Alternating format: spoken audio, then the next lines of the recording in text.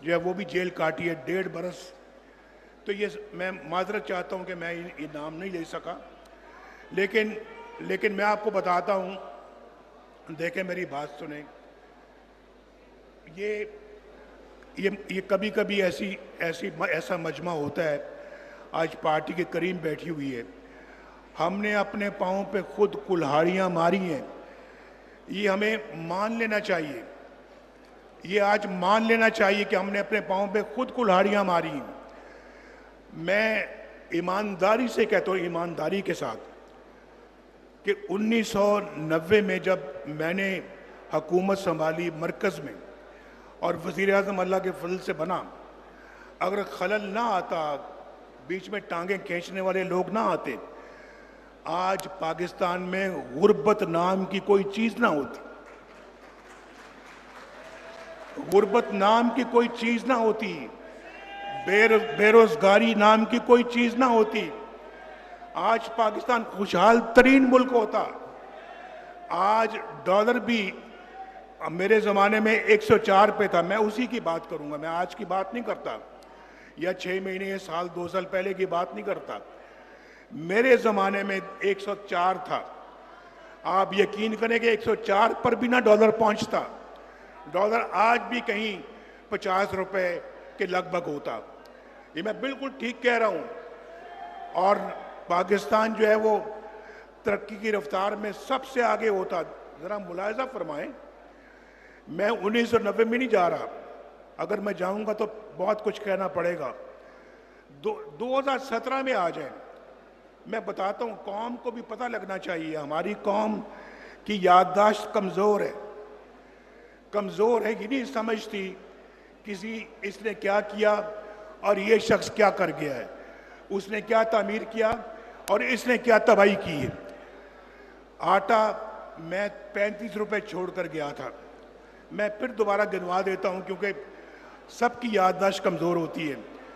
रोटी 4 रुपए की थी, चीनी 50 रुपए की थी, पेट्रोल 65 रुपए लीटर था, डॉलर 104 का था, सोना 50,000 रुपए तोला था, सब्जियां 10-10 रुपए किलो मिलती थी, बेरोजगारी का खात्मा हो रहा था।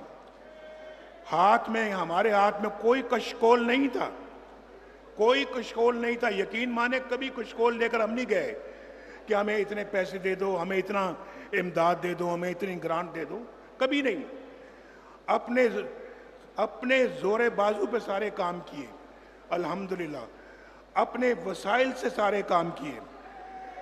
दहशतगर्दी का खात्मा जैसे पूछ चुके हैं वो आसन इकबाल साहब, हमने किया।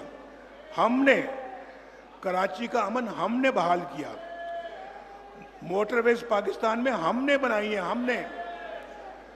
आज जरा कोई बता देना यार, आप भी बैठे यहाँ पे, 1947 से लेके 2024 तक किसी ने कोई मोटरवे बनाई है?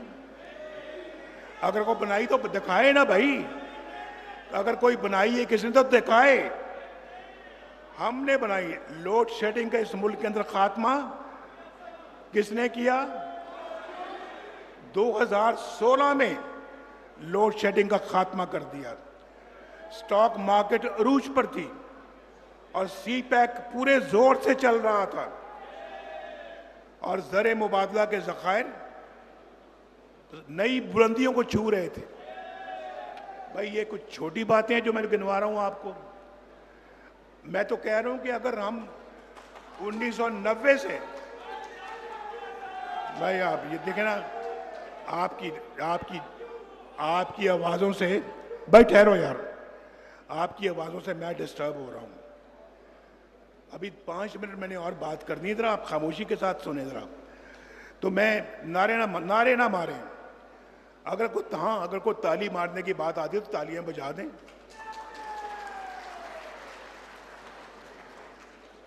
लेकिन पाकिस्तान की खुशहाली सिर्फ 4-5 लोगों ने छीन ली, करोड़ों आवाम को उस खुशहाली से महरूम कर दिया।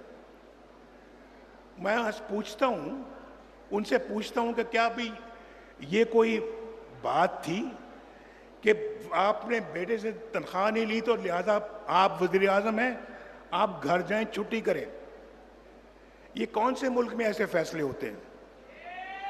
और मुझे बताइए, पाकिस्तान के अलावा आप किसी और मुल्क का नाम ले जहां ये ऐसे फैसले होते हैं, बताएं जरा, बताएं। या तो होता ना कि मैंने 460 अरब रुपए का डाका मारा था अल कादर ट्रस्ट, जो भी आप जानते हैं ना, अल कादर ट्रस्ट जो इमरान खान का जो ट्रस्ट है, 460 अरब रुपए की मैंने हेराफेरी की थी। उस पे अगर आप मेरी छुट्टी कराते तो कोई मुझे भी गिलाना होता, शायद कोई मेरा हमदर्द भी ना मिलता पाकिस्तान में। लेकिन आप मेरी छुट्टी करा रहे कि मैंने बेटे से तनख्वाह नहीं ली। ये कौन से मुल्क में ऐसा फैसला होता है? ये इन लोगों ने पाकिस्तान को तबाह बर्बाद किया। इन लोगों ने, ये वो लोग हैं, ये 4-5 लोगों ने आपके मैंडेट को तबाह बर्बाद किया। आज क्या आप लोगों को थोड़ी बहुत शर्म आती है या नहीं आती? आपने हमारी पार्टी का सत्यानाश कर दिया और उस वक्त आपने झूठे केसेस में हमें मुलव्विस किया। 150 पेशियां मैंने भुगती, 150 पेशियां मरियम ने भुगती और हमें सजाएं, झूठी सजाएं दे दी आपने। और अभी वापस आए हैं तो आला अदलिया ने उन केसों को उठाकर बाहर फेंका। ये तो केस झूठे हैं।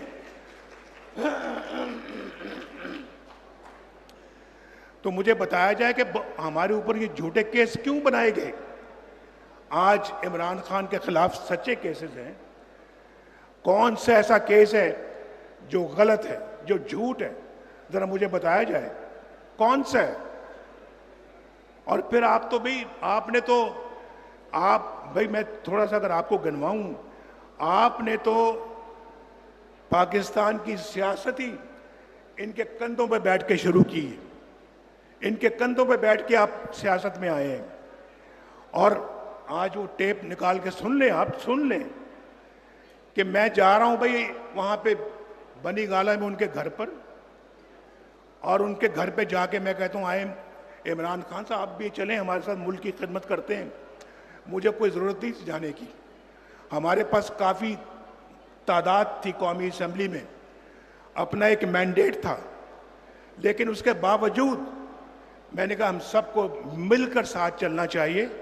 तो मैं उस गरज से उनके पास गया और मैंने कहा कि आप आए, पार्लियामेंट में आए, आप हमसे आके बैठ के मुशावरत करें, आए मिल के मशवरे से गवर्नमेंट चलाएं। तो उन्होंने, जनाब आपको पता है, उन्होंने मुझे आखिर में कहा अच्छा नवाज शरीफ साहब ये बनी गाला की जो सड़क आती है ना, ये बनवा दें आप। बनी गाला की सड़क में बात खत्म हुई। मैंने कहा अच्छा जी बनवा देंगे। वो मैंने हफ्ते 10 दिन में बनी गाला की सड़क बनवा दी। उसके बाद मौसूफ चले जाते हैं लंदन, और वहां पर जाके वो लंदन प्लान बनता है धरनों का। आप जानते हैं सारी इस बात को। और फिर वहां पर वो जो लोग हैं, आप सुन लें, एक हमारे वो जर्नलिस्ट हैं, क्या नाम है उनका, मुबशर लुकमान साहब, वो कहते हैं मैं उस मीटिंग में खुद मौजूद था, बल्कि होटल का बिल भी मैंने दिया। जो वहाँ पे वो एक अपना वो जर्नैल साहब थे, एक मौलाना साहब आए थे कनाडा से, और एक अपना इमरान खान थे, फिर चौधरी परवेज लाई थे। इन सब ने मिलके प्लान बनाया कि जी नवाज शरीफ की हुकूमत को हमने ख़त्म करना है। और ये आए और धरने दिए आके। उसके बाद फिर दूसरी मीटिंग की बात करता है कि जब मेरे पास एक बंदा भेजा गया कि नवाज शरीफ साहब आप जो है ना वो इस्तीफ़ा दें और घर जाएं धरनों के दौरान। ये मैं आप वो बता रहा हूँ जो वज़ीर आज़म पे गुजर रही है। हमारे वज़ीर आज़म इन ऐसी चीज़ों से गुजरे हैं, और मुझे कहा गया कि आप इस्तीफ़ा दें और घर जाएं, वरना आप फिर आप अपना तैयार रहें कि आपके साथ वो सलूक किया जाएगा जिसको आप याद रखेंगे।